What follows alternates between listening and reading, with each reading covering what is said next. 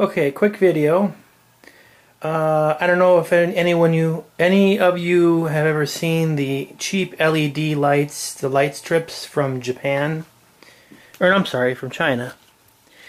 They are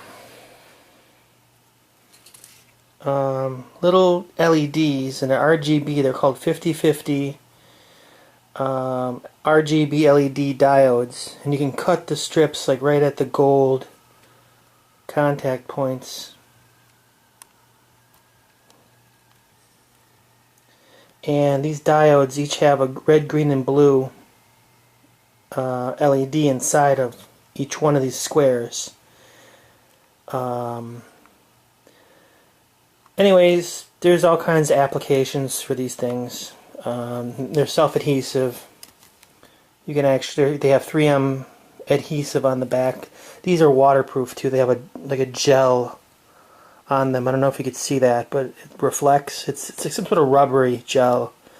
I'm not really interested in the waterproof properties. I am interested in the adhesive properties. This helps out a lot if you want to stick these somewhere, you know, in soffits and stuff. And actually, I'll show you an application. I put some behind my LED TV, and they're different colors basically. I mean, you can change with the remote to red. For some reason this is a bad. My receiver's blocked. Red, green, blue, white. You get the idea. I'm going to put it back to orange. Alright, so you have the remote control, obviously, with this system. So what I've done is, I'm unemployed currently, and I'm a bit of a photographer. So what I did is, I wanted to have something. I have panoramic photos, 50 inches by 10 inches. They're not hung perfectly right now. I still have to level them correctly, and I'm going to get Velcro for that. But that's another story. IKEA only has museum lighting wands, or museum lighting, that is only 22 inches long. It's the longest they have. So I decided, well, I have 50-inch panoramic photos, 50 inches by 10 inches. So these are all each 10 inches tall. So I said, well, I want to wash the whole, I want to make the whole, light up the whole surface with light. So what I've done is, and I've done this with a lamp too. This is my lamp. Well, this is all out of copper tubing, basically. So I decided, well, why not make a museum light out of copper tubing, just so, you know, some sort of bracket. And that's the IR, the infrared detector for the color. It's a little sloppy right now. I still have to do some cosmetic work. But what I've done is I just went to the hardware store, bought a flange. And this is for people who want the steampunk look, you know, like, you know. And I just simply put set screws in each, you know, it's like this. This is a T. This is a single pipe. And then what I've done is I've used some zip ties. It's like I said, there's still some cosmetic issues, and I've cut out a channel where all the wires come out of. And then there's another half-inch pipe that goes to the flange. And then it goes into a nut. And I know my arm is shaking. Sorry, this is bad video. And then I just basically tacked it to the wall. And I have the LEDs stuck on one side. The side nearest, you know, angling to the artwork.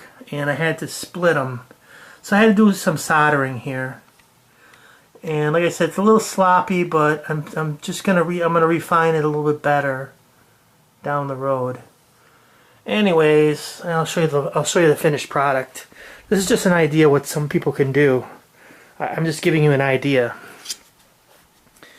So this is it now, and I turn it on.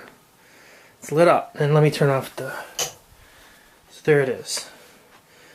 It's kind of a neat little item. It washes over 3 panoramic photos that are 10 inches high. spaced approximately maybe 2 inches. You have to excuse the bad video. Like I said, my arm is shaking. But let me see. You can go to red. You can view your photos in red or blue, and just mess around. I mean, if anything, my photos. I wanted my photos to be shown in white, but you can actually change the shade like you would color balance. I'm thinking, you can change it to orange, like blue or yellow. Different color balances of yellow, and different characteristics of the photo pop out in different colors. So it's just kind of an interesting way of doing things, doing some type of project with copper tubing, LEDs, and just general tinkering around. I did have to use zip ties to tie off the ends of the LEDs right here, because when I used the flux for the soldering, it's like a petroleum, it's a greasy substance, and it ruined the self-adhesive on the 3M. But just a little system, I thought it was kind of cool. Of course you're gonna get glare depending on what kind of artwork you have. You're gonna get that glare, but down here, see, it's perfect. So maybe I can take this one off and move this one up a little bit. I don't know, I'm thinking. But 3 panoramic photos, 50 inches wide, 50 inch, and then, like I said, the tubing is cut 25 inches on this side, 25 on that side. There's a T in the middle, and it goes into a pipe, into a flange, and it's mounted to the wall. So I like it. I think it's kind of cool. And that's it. That's my I don't know what you call it, panoramic light, LED light for the wall. Thanks for watching.